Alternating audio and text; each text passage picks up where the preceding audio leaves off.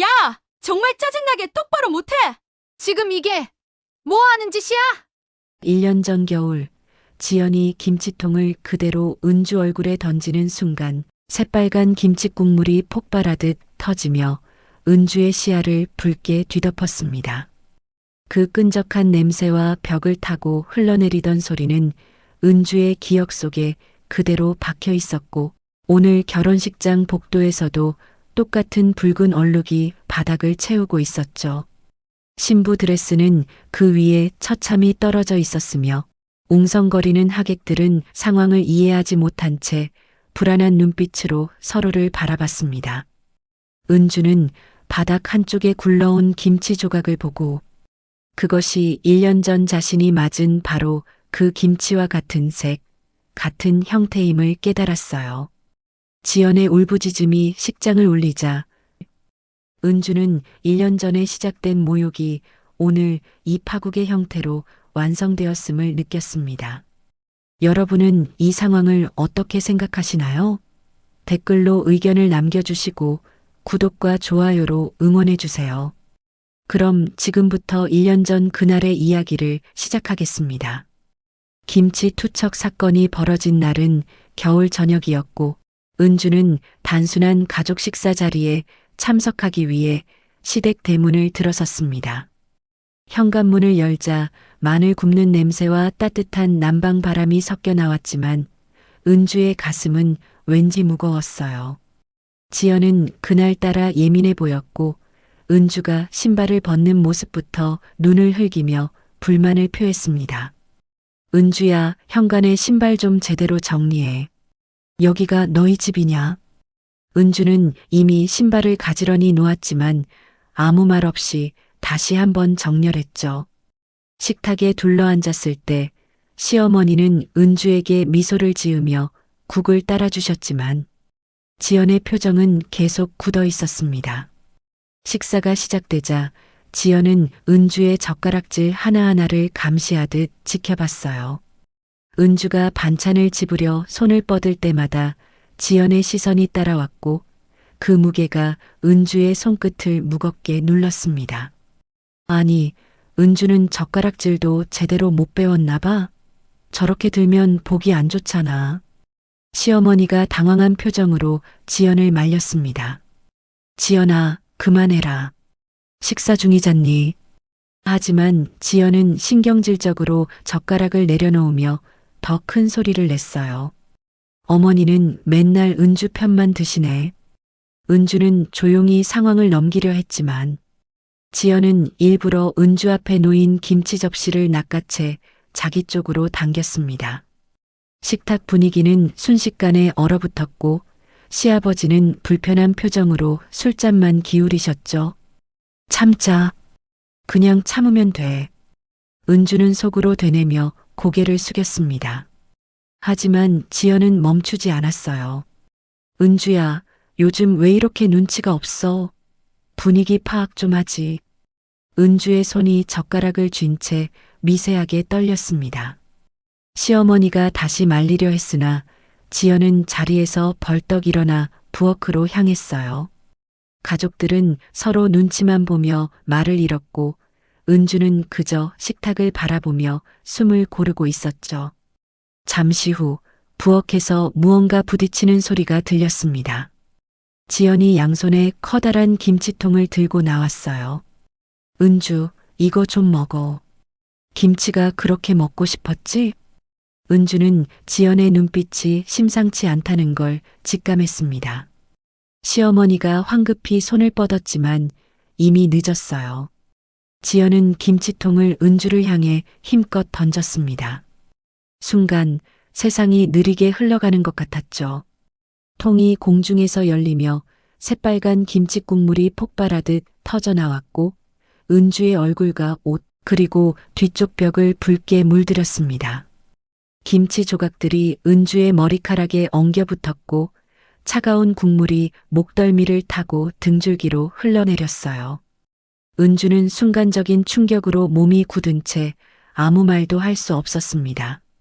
식탁에 있던 사람들은 입을 벌린 채 말을 잃었고, 시아버지의 술잔이 바닥에 떨어져 깨졌죠. 벽시계 초침 소리만 또렷하게 들렸습니다.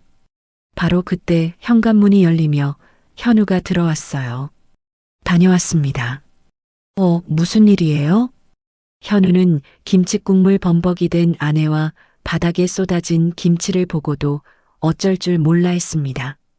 지연은 태연한 표정으로 손을 털며 자기 방으로 들어가 버렸어요. 제가 실수로 미끄러뜨렸어요. 죄송해요. 문이 닫히는 소리가 주방에 메아리 쳤습니다. 은주는 천천히 고개를 들어 거울에 비친 자신의 모습을 봤어요. 새빨간 김칫국물이 얼굴을 타고 흘러내리고 머리카락에는 김치 조각이 매달려 있었습니다. 이건 실수가 아니야. 그날 밤 은주는 집으로 돌아와 샤워를 하면서도 김치 냄새가 코끝에서 떠나지 않았습니다. 물로 아무리 씻어도 그 냄새는 피부 깊숙이 스며든 것처럼 계속 맴돌았죠. 은주는 거울 앞에 서서 붉게 충혈된 눈을 바라봤습니다. 그날의 김치 냄새는 은주에게 단순한 모욕이 아닌 분명한 경고처럼 각인되었어요. 김치 사건이 있은 지 2주가 지났지만 지연에게서 사과는 한마디도 나오지 않았습니다. 오히려 은주를 대하는 태도는 더욱 차갑고 거만해졌어요. 주말 시댁 모임이 있던 날 은주는 조심스럽게 대문을 열고 들어섰습니다. 거실에는 이미 친척 몇 명이 모여 앉아 담소를 나누고 있었죠. 어머, 은주 왔네.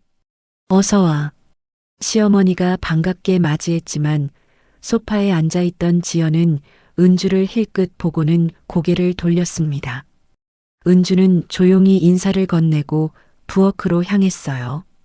지연의 시선이 은주의 뒷모습을 따라오는 게 느껴졌습니다. 또 시작이구나. 은주는 속으로 한숨을 삼키며 앞치마를 둘렀죠. 점심 준비를 돕던 중 은주가 그릇을 옮기다 작은 소리가 났습니다. 그릇이 식탁 모서리에 살짝 부딪힌 것뿐이었지만 지연은 그 순간을 놓치지 않았어요. 은주, 그릇 좀 조심히 다뤄. 우리 집 그릇 비싼 거야. 친척들이 있는 거실까지 들릴 정도로 큰 목소리였습니다. 은주는 아무 말 없이 그릇을 조심스럽게 내려놓았죠. 식사 시간이 되자 온 가족이 식탁에 둘러앉았습니다. 시숙모가 은주에게 반찬을 건네며 웃었어요. 은주 씨, 요즘 어때? 직장 생활은? 은주가 대답하려는 순간 지연이 끼어들었습니다. 직장? 은주 요즘 거의 집에만 있던데요. 아, 맞다. 요즘 취업이 어렵죠. 사실 은주는 육아휴직 중이었지만 지연은 마치 은주가 백수인 것처럼 말했습니다. 시숙모는 애매한 표정으로 웃으며 화제를 돌렸죠. 은주의 손이 무릎 위에서 주먹을 쥐었습니다. 참아. 여기서 말대꾸하면 내가 이상한 사람 돼. 식사가 끝나고 설거지를 하는 동안 지연은 거실에서 친척들과 수다를 떨었어요. 은주는 부엌에서 그릇을 닦으며 지연의 목소리가 들려오는 걸 애써 무시했습니다. 오후가 되자 친척들이 하나둘 일어서기 시작했죠. 시댁을 나서는 은주의 발걸음은 무거웠습니다. 차 안에서 현우가 조심스럽게 말을 꺼냈어요. 오늘 누나가 좀 그랬지. 미안해. 은주는 창밖을 보며 대답했습니다. 괜찮아요. 하지만 은주의 목소리는 괜찮지 않았죠. 현우는 은주의 손을 잡으려 했지만 은주는 자연스럽게 가방을 만지작거리며 피했습니다. 당신은 몰라. 내가 얼마나 참고 있는지. 집으로 돌아오는 길 은주의 가슴 속에는 피로감이 납덩이처럼 쌓여갔어요. 그 후로도 시댁 방문은 계속됐습니다. 지연은 은주가 오면 일부러 자리를 비우거나 있어도 인사조차 건네지 않았죠. 어느 날은 은주가 거실에 앉아 있자 지연이 방에서 나와 한마디 던졌습니다. 은주, 거기 내 자리야. 좀 비켜줄래? 소파는 넓었고 은주가 앉은 곳은 구석이었습니다. 은주는 조용히 일어나 다른 자리로 옮겼어요. 시어머니가 안쓰러운 표정으로 바라봤지만 아무 말도 하지 않았죠. 왜 아무도 말리지 않는 거야? 은주는 지연이 자신을 계속 자극하고 있다는 사실을 분명히 느끼기 시작했습니다.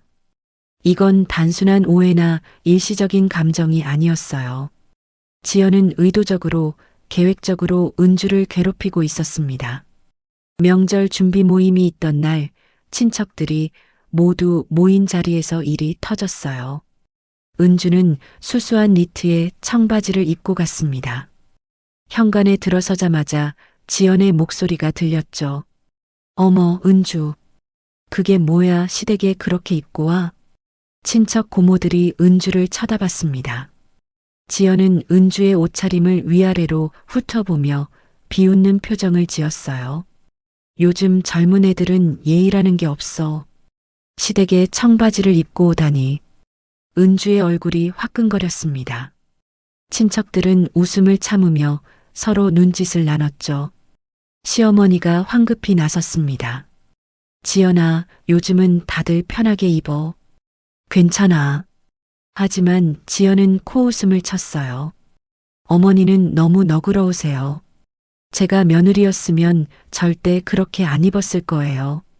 은주는 그 자리에서 고립감과 모멸감을 동시에 느꼈습니다. 주변 사람들의 시선이 가시처럼 은주의 피부를 찔렀어요. 나는 뭘 잘못한 거지? 은주는 그날 내내 말수가 줄었고 일찍 집으로 돌아가겠다고 했습니다. 차 안에서 현우가 또다시 변명처럼 말했어요. 누나가 원래 좀 직설적이야. 나쁜 의도는 없어. 은주는 대답하지 않았습니다. 현우의 말은 은주의 상처를 이해하지 못한 채 그저 상황을 넘기려는 것뿐이었죠. 그날 밤 은주는 침대에 누워 천장을 바라봤습니다.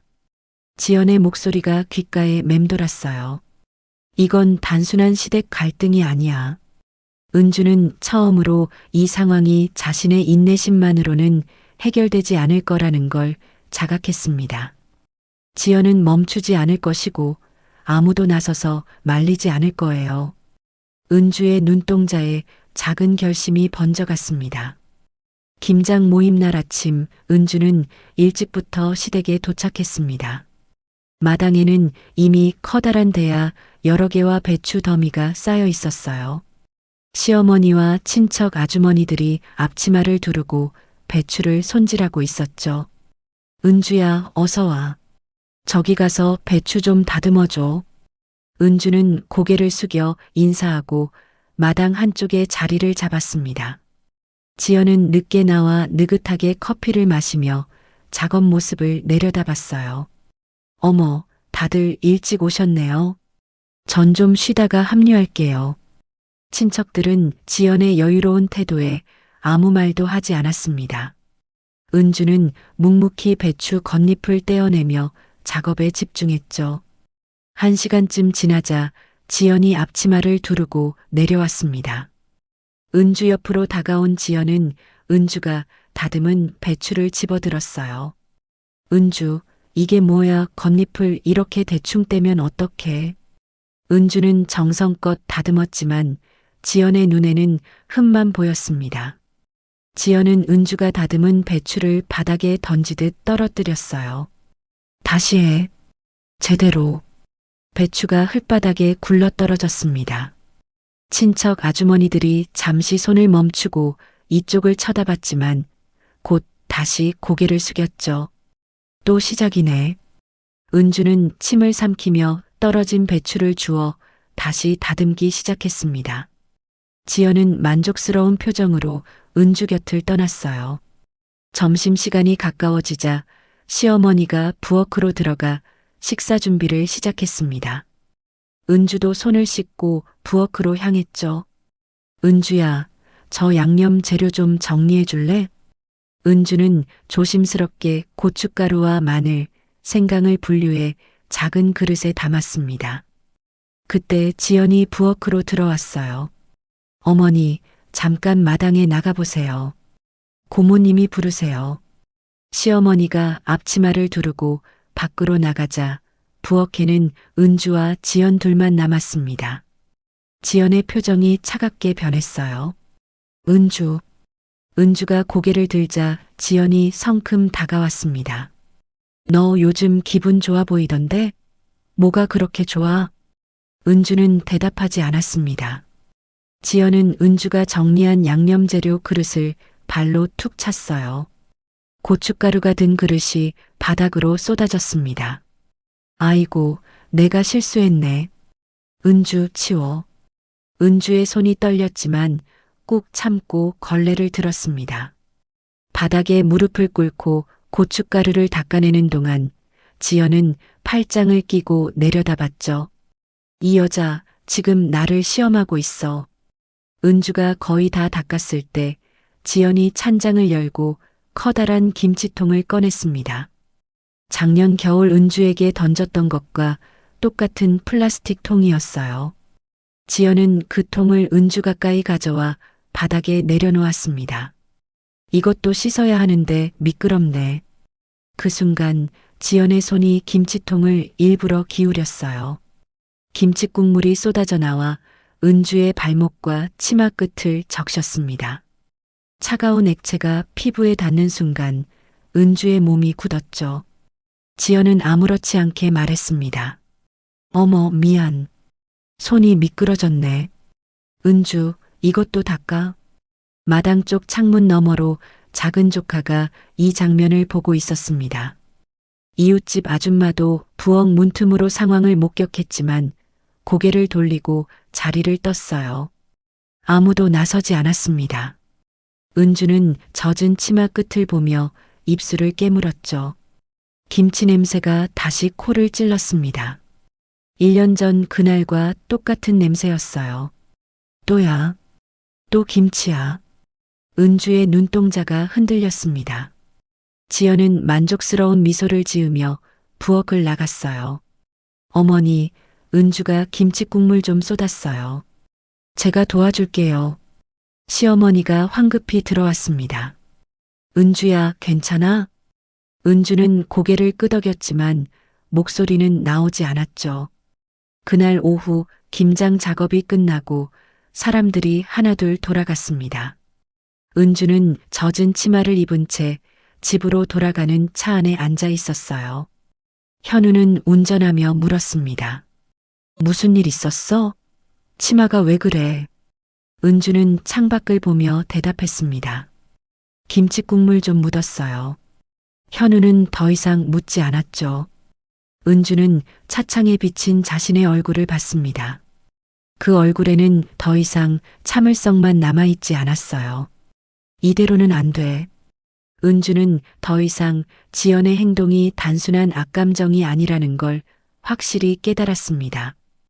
이건 조직적이고 의도적인 괴롭힘이었어요. 그리고 아무도 은주 편에 서지 않을 거라는 것도 분명했죠. 집에 도착해 현관문을 열며 은주는 마음속으로 다짐했습니다. 이대로 지나가지 않을 거야. 은주의 눈빛에 처음으로 날카로운 빛이 스쳤습니다. 김장 모임 이후 지연의 괴롭힘은 더욱 노골적으로 변했습니다. 어느 날 시댁을 방문했을 때 은주는 자신의 가방이 열려 있는 걸 발견했어요. 분명 지퍼를 잠갔는데 반쯤 열려 있었고 안에 물건들이 뒤죽박죽 섞여 있었죠. 누가 내 가방을 뒤진 거야? 은주는 심장이 철렁했지만 티내지 않았습니다. 며칠 후 시댁 친척들이 모인 자리에서 이상한 소문이 들렸어요. 은주가 요즘 남편한테 돈 달라고 난리래. 그래. 원래 시집 올 때부터 빚이 좀 있다던데. 모두 거짓이었습니다. 은주는 빚도 없었고 현우에게 돈을 요구한 적도 없었죠. 하지만 소문은 이미 친척들 사이에 퍼진 뒤였습니다. 은주가 부엌에 들어서자 수군거리던 목소리들이 뚝 끊겼어요. 지연이 퍼뜨린 거야. 분명히. 은주는 분노가 치밀었지만 꾹 눌러 참았습니다. 다음 주말 시어머니가 은주에게 전화를 걸었어요. 은주야, 이번 주말에 창고 정리 좀 도와줄 수 있니? 손이 많이 필요해서. 은주는 거절할 수 없었습니다. 토요일 오전 은주는 시댁 창고로 향했어요.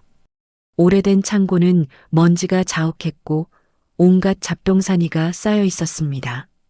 시어머니와 함께 오래된 상자들을 꺼내며 정리를 시작했죠. 이건 버려도 되겠다. 은주야, 저 선반 위에 있는 것들 좀 내려줄래? 은주는 사다리를 타고 올라가 선반을 살폈습니다. 낡은 이불, 겨울 옷까지, 그리고 여러 개의 플라스틱 통이 보였어요. 은주가 통 하나를 집어드는 순간 심장이 쿵 내려앉았습니다. 1년 전 지연이 자신에게 던진 것과 똑같은 디자인의 김치통이었죠. 이거 그때 그 통이잖아. 은주는 천천히 사다리를 내려와 통을 바닥에 내려놓았습니다. 시어머니가 잠시 밖으로 나간 사이 은주는 통 뚜껑을 열어봤어요. 내부는 깨끗이 씻겨 있었지만 뚜껑 안쪽에 이상한 게 붙어 있었습니다. 작고 검은 물체가 테이프로 고정돼 있었죠. 이게 뭐지? 은주는 조심스럽게 그것을 떼어냈습니다. 손톱만 한 크기의 녹음기였어요. 은주의 손이 떨렸습니다. 재생 버튼을 누르자 지연의 목소리가 흘러나왔죠. 아, 진짜 짜증나. 은주 그년 때문에 스트레스 죽겠어. 은주는 숨을 멈췄습니다. 녹음은 계속됐어요. 태경 오빠는 뭐 그렇게 잘났다고 까다롭게 구는 거야? 집안 배경 확인하겠다고? 웃기고 있네. 내일 상견례인데 솔직히 별로야. 그냥 조건이 괜찮아서 만나는 건데. 은주 그녀는 진짜 꼴도 보기 싫어.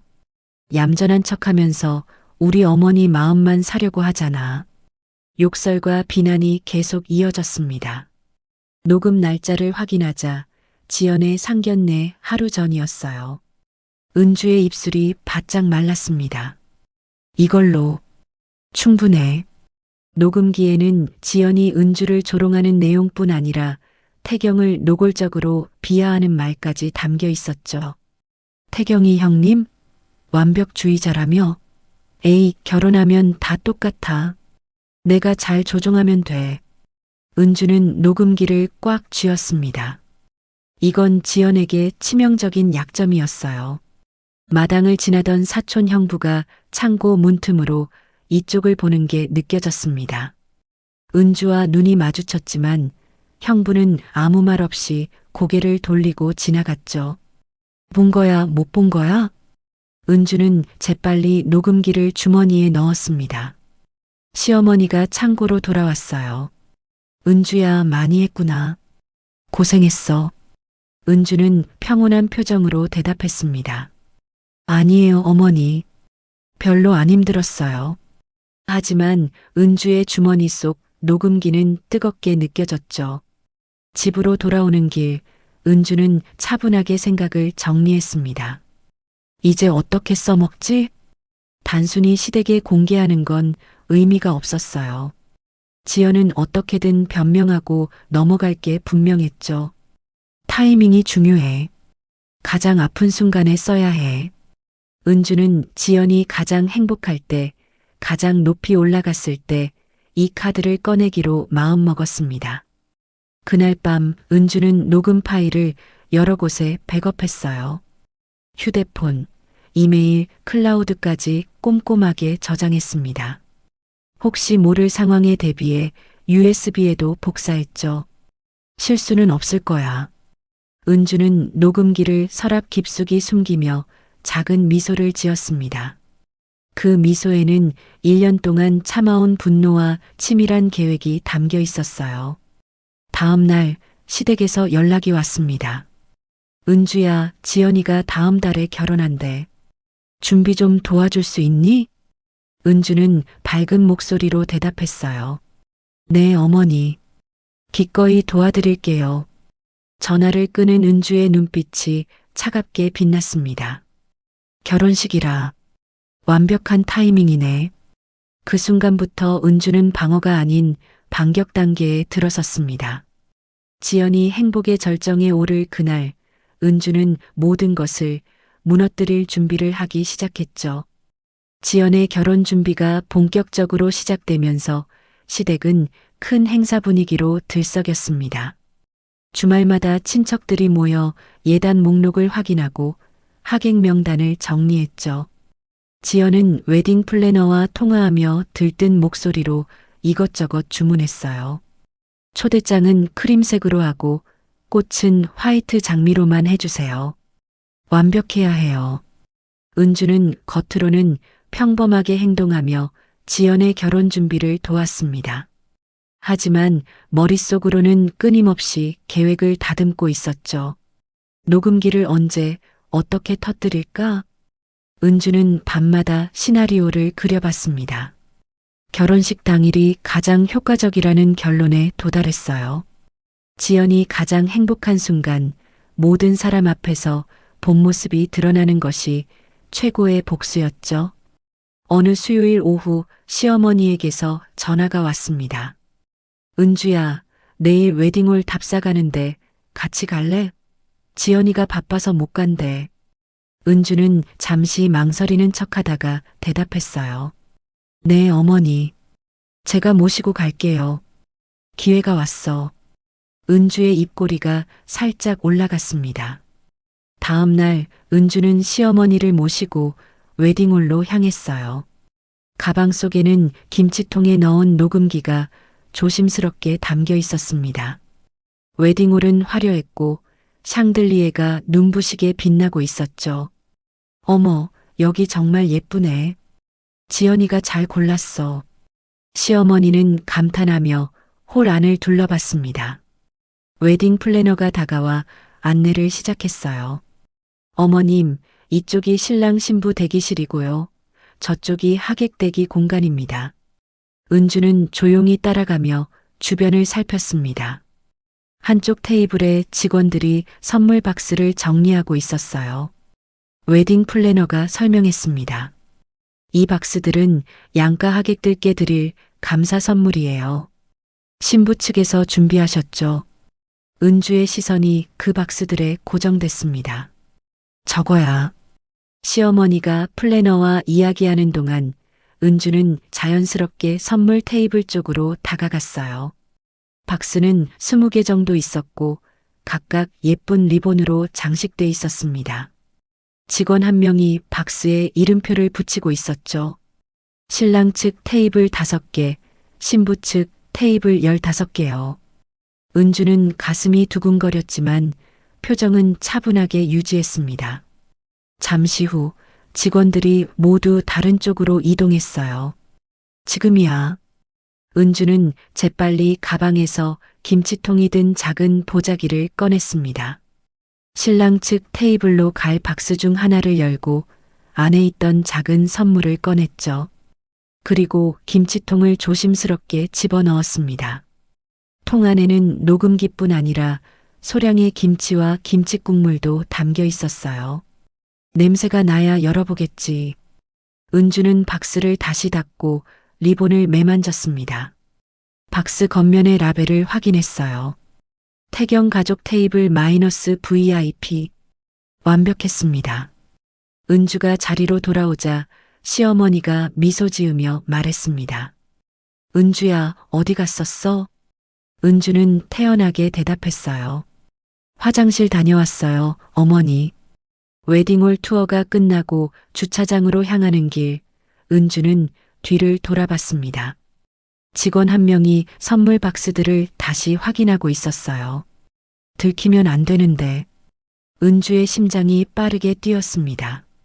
하지만 직원은 박스 개수만 세고 창고로 옮겨갔죠. 다행이야. 차 안에서 시어머니가 말했습니다. 지연이가 정말 좋은 곳으로 시집가네. 태경 씨 집안도 괜찮고. 은주는 고개를 끄덕이며 운전대를 잡았어요. 네, 언니 좋겠어요. 하지만 은주의 입술은 차갑게 다물어져 있었습니다. 다음 주 결혼식 리허설이 있었습니다. 은주는 참석하지 않았지만 시어머니에게서 연락이 왔어요. 은주야, 선물 박스들 웨딩홀에 잘 도착했대. 다행이다. 은주는 조용히 웃으며 대답했습니다. 다행이네요, 어머니. 이제 기다리기만 하면 돼. 결혼식까지 일주일이 남았습니다. 지연은 매일 시댁에 와서 들뜬 목소리로 준비 상황을 이야기했어요. 태경 오빠 가족들이 정말 기대하고 계시대요. 완벽한 결혼식이 될 거예요. 은주는 조용히 차를 따르며 듣고 있었습니다.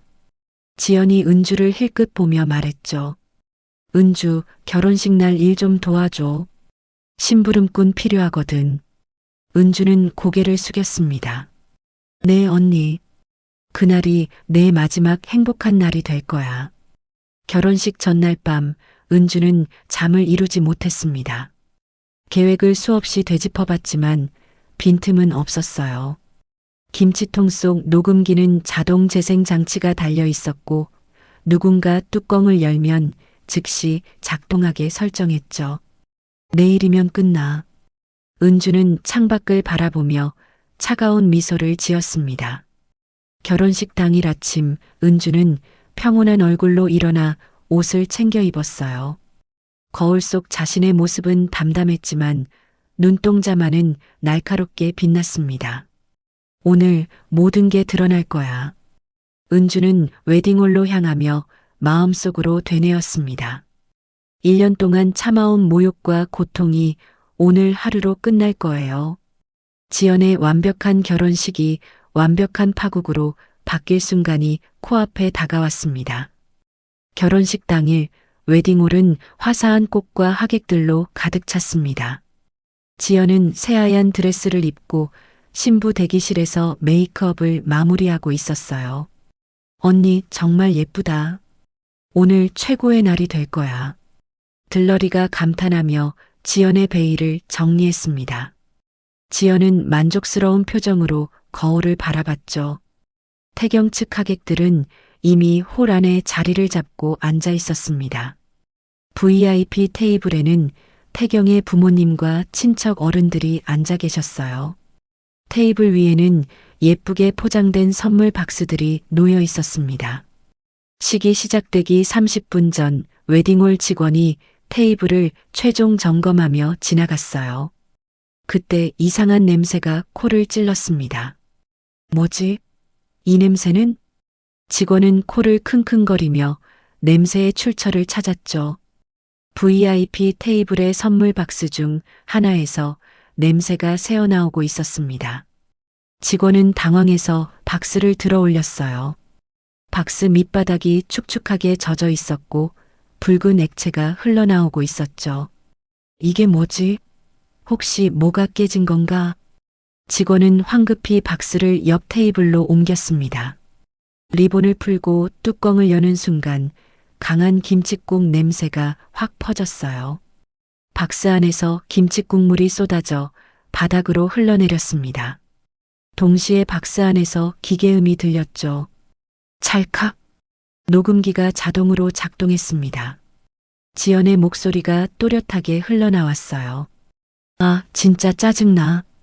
은주 그년 때문에 스트레스 죽겠어. 하객들의 웅성거림이 순식간에 멈췄습니다. 모두의 시선이 소리가 나는 쪽으로 쏠렸죠. 녹음은 계속됐습니다. 태경 오빠는 뭐 그렇게 잘났다고 까다롭게 구는 거야? 집안 배경 확인하겠다고? 웃기고 있네. 태경의 어머니가 얼어붙은 표호로 박스 쪽을 바라봤어요. 태경이 형님? 완벽주의자라며? 에이, 결혼하면 다 똑같아. 내가 잘 조종하면 돼. 태경의 아버지가 자리에서 벌떡 일어났습니다. 이게 대체 무슨 소리야? 녹음기에서는 계속해서 지연의 욕설과 비난이 쏟아졌죠. 솔직히 태경이 조건이 괜찮아서 만나는 거지. 별로 좋아하는 것도 아니야. 하객들이 서로를 쳐다보며 속삭이기 시작했습니다. 태경 측 친척들은 즉각 표정을 굳히고 서로 눈짓을 나눴어요. 신부 대기실에 있던 플래너가 황급히 뛰어왔습니다. 언니, 큰일 났어요. 지연은 화장을 마무리하던 중이었죠. 뭐, 무슨 일인데? 플래너의 떨리는 목소리가 이어졌습니다. 홀에서 언니 목소리가 녹음이 지연의 얼굴이 창백해졌어요. 그녀는 드레스를 끌며 황급히 홀로 달려나갔습니다. 홀 입구에 섰을 때 지연은 자신의 목소리가 확성기처럼 울려 퍼지는 걸 들었죠. 수백 명의 하객이 모두 이쪽을 바라보고 있었습니다. 아니야, 이럴 수가. 지연은 비틀거리며 앞으로 나아갔어요. 하지만 드레스 자락이 발에 걸리며 중심을 잃었습니다. 쿵!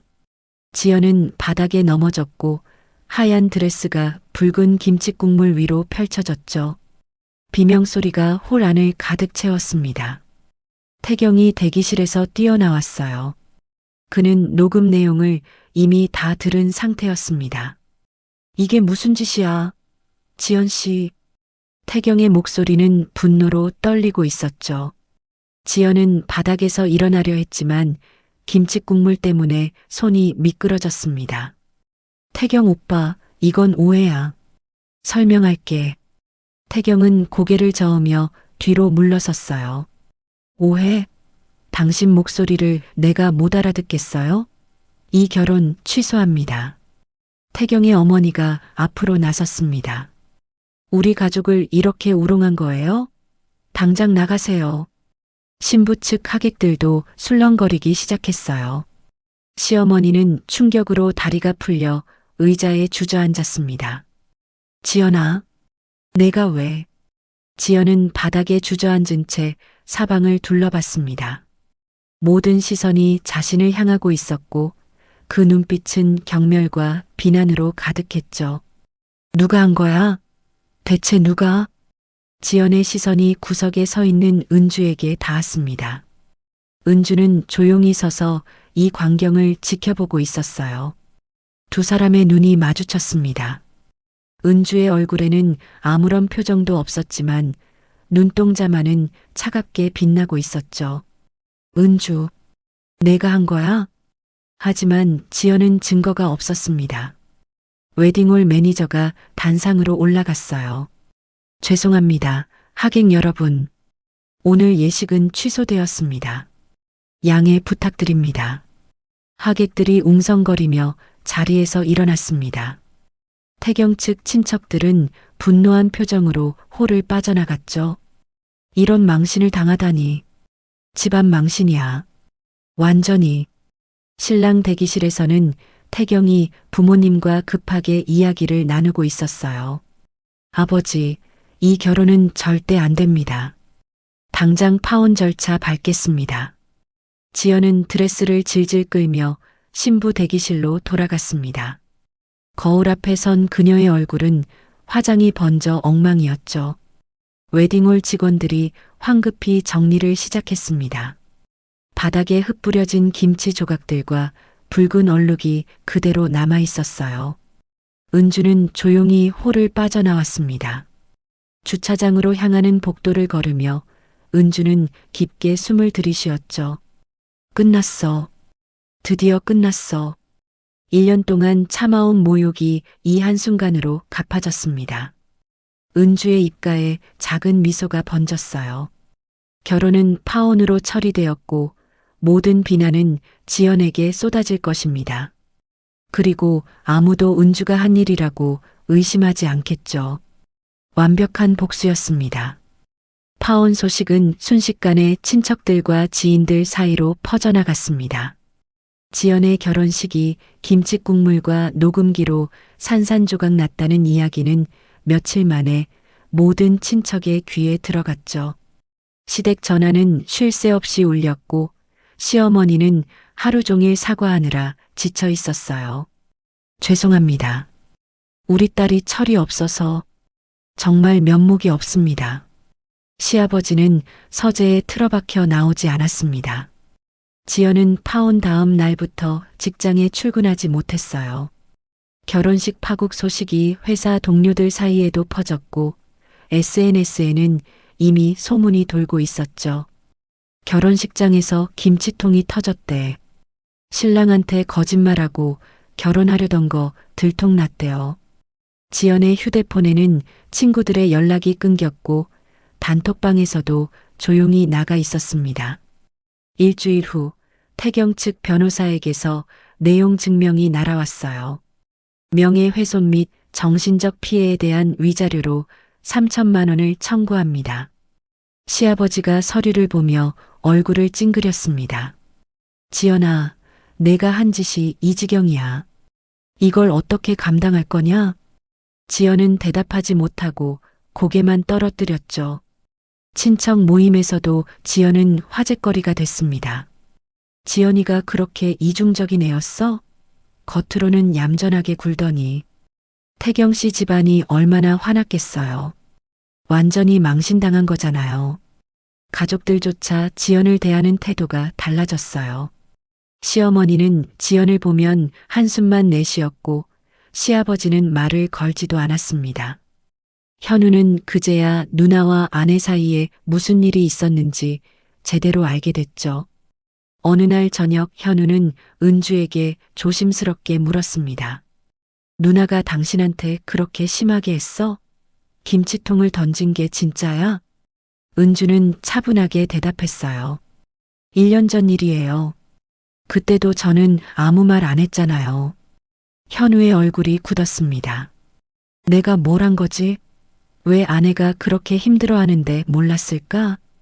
현우는 그동안 자신이 얼마나 무관심했는지 깨달았죠.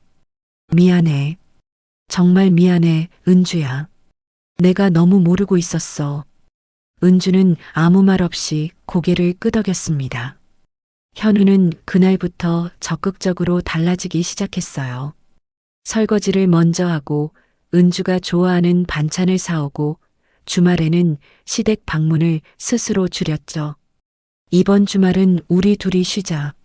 시댁은 내가 혼자 갈게.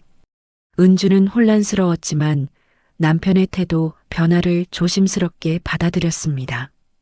이제라도 깨달았으면 됐어. 하지만 마음 한구석의 상처가 완전히 아문 건 아니었어요. 동네 이웃들도 사건에 대해 알게 됐습니다. 마트에서 마주친 이웃 아주머니가 은주에게 조심스럽게 말을 건넸어요. 은주 씨 고생 많았어요. 시댁에서 힘든 일 있었다며요? 은주는 애매하게 웃으며 고개를 숙였습니다. 괜찮아요. 이제 다 지나간 일이에요. 아주머니는 은주의 손을 꼭 잡았죠. 참 잘 견뎠어요. 은주 씨가 잘못한 게 하나도 없어요. 그 따뜻한 말 한마디가 은주의 가슴을 뭉클하게 만들었습니다. 지연은 파혼 후 시댁을 떠나 외삼촌 댁으로 거처를 옮겼어요. 시댁에서는 더 이상 지연을 보고 싶어 하지 않았죠. 당분간 얼굴 좀 보지 말자. 내 때문에 집안이 난리야. 시아버지의 차가운 말에 지연은 짐을 싸서 나갈 수밖에 없었습니다. 외삼촌 댁에서도 환영받지 못했어요. 지연아, 여기서도 올해는 못 있어. 알지? 지연은 방 안에 틀어박혀 하루 종일 누워만 있었습니다. 휴대폰은 꺼놓았고 SNS 계정도 모두 비공개로 전환했죠. 내가 뭘 잘못한 거지? 그냥 속마음을 말한 것뿐인데. 하지만 지연은 자신의 행동을 진심으로 반성하지는 않았습니다. 며칠 후 시댁에서 가족회의가 열렸어요. 시어머니가 피곤한 표정으로 말했습니다. 지연이 일로 집안 체면이 다 깎였어요. 친척들 얼굴을 어떻게 보겠어요? 시아버지도 단호하게 말했죠. 지연이는 당분간 집에 들어오지 못하게 해. 화가 풀릴 때까지. 현우는 누나를 걱정하면서도 아무 말도 하지 못했습니다. 은주는 조용히 차를 따르며 그 대화를 듣고 있었어요. 이제 내가 원하던 게 이루어진 거야. 하지만 승리감보다는 묘한 공허함이 밀려왔습니다. 복수는 달콤했지만 그 끝은 생각보다 쓸쓸했죠. 집으로 돌아오는 길, 은주는 창밖을 바라보며 생각에 잠겼습니다. 1년 동안의 모욕과 고통이 이렇게 끝났어요. 지연은 무너졌고 은주는 이제 자유로워졌죠. 하지만 은주의 마음속 깊은 곳에는 아직 정리되지 않은 감정들이 남아 있었습니다. 이제 나는 어떻게 살아가지? 은주는 파국이 끝난 뒤에도 한동안 조용히 마음을 정리하는 시간이 필요했습니다. 그로부터 석 달이 흐른 봄날, 은주는 처음으로 토요일 오전을 온전히 자신을 위해 보냈습니다. 시댁에 가야 한다는 부담감도 지연의 날카로운 시선도 이제는 없었죠. 은주는 거실 창문을 열고 봄바람을 들이마셨어요. 이렇게 편안한 주말이 있었구나. 현우는 부엌에서 아침 식사를 준비하고 있었습니다. 파혼 사건 이후 현우는 완전히 달라졌어요. 은주야, 아침 됐어. 내가 계란말이 만들었어. 서툴지만 정성스럽게 차린 식탁이었습니다. 은주는 미소를 지으며 자리에 앉았죠. 고마워요. 아니, 당연한 거지. 내가 너무 모르고 살았어. 앞으로 잘할게. 현우는 진심 어린 눈빛으로 은주를 바라봤습니다. 은주는 아직 완전히 마음을 열지는 못했지만 조금씩 남편을 신뢰하기 시작했어요. 시간이 필요해. 천천히 가면 돼. 시댁과의 관계도 달라졌습니다. 시어머니는 이제 은주에게 주말 방문을 강요하지 않았어요. 은주야, 편할 때 오렴. 무리하지 말고. 한 달에 한 번 정도 가벼운 마음으로 시댁을 방문하는 것으로 충분했죠. 지연이 없는 시댁은 훨씬 편안했습니다. 은주는 더 이상 눈치를 보지 않아도 됐고 김치 냄새도 두렵지 않았어요. 어느 날 은주는 용기를 내어 동네 문화센터 수채화 강좌에 등록했습니다. 결혼 전부터 하고 싶었지만 시댁 눈치 때문에 미뤄왔던 일이었죠. 안녕하세요. 처음 오셨어요? 같은 반 수강생이 밝게 인사를 건넸습니다. 은주는 수줍게 웃으며 고개를 끄덕였어요. 네, 그림은 처음이에요. 저도요. 같이 배워요. 새로운 사람들과의 만남이 은주에게 활력을 주었습니다. 매주 수요일 오후는 은주만의 시간이 됐죠. 물감을 섞고 붓을 움직이는 동안 은주는 마음속 응어리가 천천히 풀리는 걸 느꼈어요. 나도 내 인생을 살 권리가 있어. 한편 지연은 여전히 외삼촌 댁에 머물고 있었습니다. 파혼의 충격에서 좀처럼 벗어나지 못한 채 방 안에서만 시간을 보냈죠. 친구들과의 연락은 끊겼고 직장에도 복귀하지 못했습니다. 시댁과도 거리를 두게 되었고 현우조차 누나와 연락을 자주 하지 않았어요. 누나, 좀 정신 차려.